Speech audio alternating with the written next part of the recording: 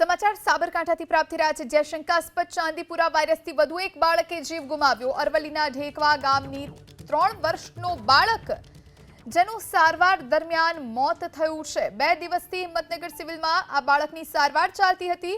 શંકાસ્પદ ચાંદીપુરા રોગથી મૃત્યુઆંક હવે 6 પર પહોંચ્યો છે। અરવલ્લીના ઢેકવા ગામના 3 વર્ષના બાળકનું સારવાર દરમિયાન મોત થયું છે। આ વાયરસનો કહેર હવે ધીમે ધીમે વધી ગયો છે।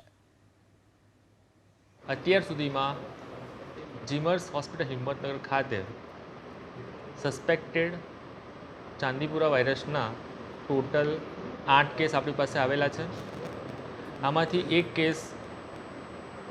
6 દર્દીના મૃત્યુ થયેલ છે, જેમાંથી એક બાળકનું મૃત્યુ ગઈકાલે મેઘરજ ખાતેથી આપણી પાસે રિફર થઈને આવેલું હતું અને જે કન્ડિશનમાં આવ્યું હતું એ વખતે આપણે એને વેન્ટિલેટર પર મૂકેલું હતું। આ ઉપરાંત હાલમાં બીજા 2 બાળ દર્દીઓ આપણી પાસે દાખલ છે અને જેની સ્થિતિ હાલમાં નોર્મલ છે।